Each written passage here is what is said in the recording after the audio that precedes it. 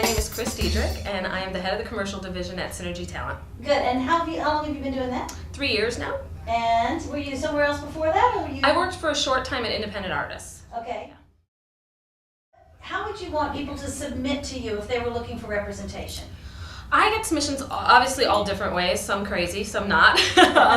To me, one of my favorite ways is a referral from an actor that I absolutely love and have a great relationship with. I always tell actors that to me is your first best way. Go find a friend who is not exactly like you.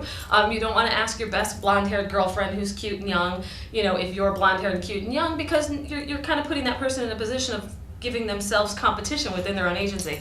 So I would say go ask your best friend who's a big guy, who's a comedy guy if you're a pretty young girl, and if they have a great relationship with their agency, most of them will not feel threatened, and they'll be totally willing to bring you in, and that to me is a great submission. I love getting friends of my clients. I get to know my clients really well, so I know their tastes, I know what they do, I know their hobbies, and I assume that the people they surround themselves are going to be very similar minded and business minded.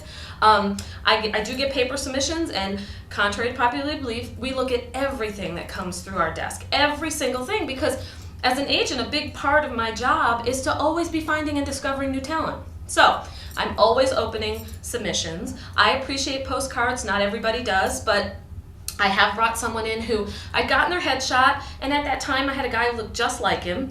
About 6 months later, during that 6-month time, I'd gotten 2 or 3 more headshots, so he was in the top of my mind, and my guy, just like him, happened to leave. He moved to New York, and suddenly I had an opening, and I had a postcard, and it happened right at the right time. And I'm not saying you flood them with a postcard every single week. What he had done was, during that 6 months, I'd gotten maybe 3 postcards. Hey, I booked this, I'm in a play, you can catch me on this television show. So the timing is right, just because we don't call you, and that first submission does not mean we don't want you. It does not mean we're not interested in you. I would say never only submit once. Submit, a couple months down the road. Submission. I absolutely love a submission with a cover letter. I really don't like getting a submission that's just a headshot and a resume. I get no sense of who you are from a headshot and a resume.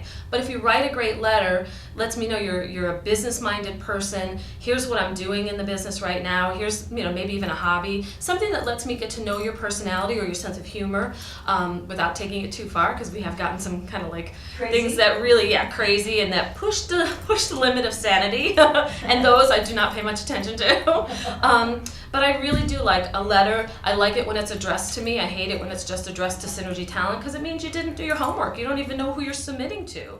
In an interview with you, what do you like for them to be, besides on time? On time, on time, on time.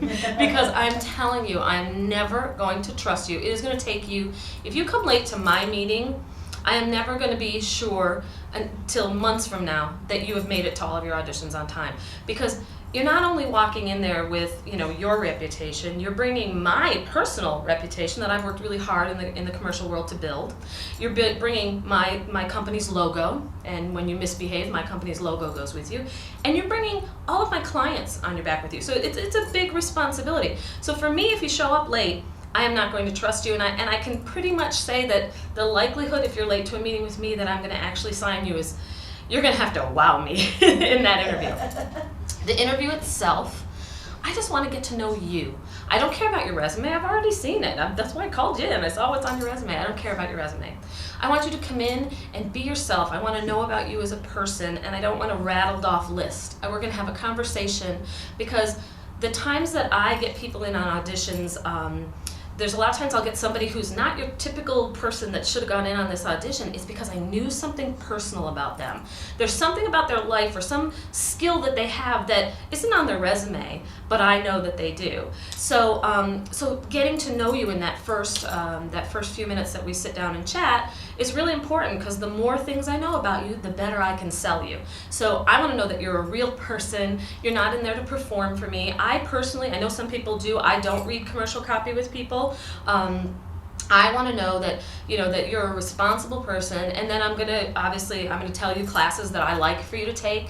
It's never a requirement, but I always have the classes that I think are great commercial classes that I've actually sat in on myself. And you know, really it's very important for us to just click as people, because we're business people together as a team for your company. And so I'm kind of the sales rep for your company, and I really want to know that I'm repping a really solid product that's great for the business, and it's going to be good for me too. You know, that I'm going to really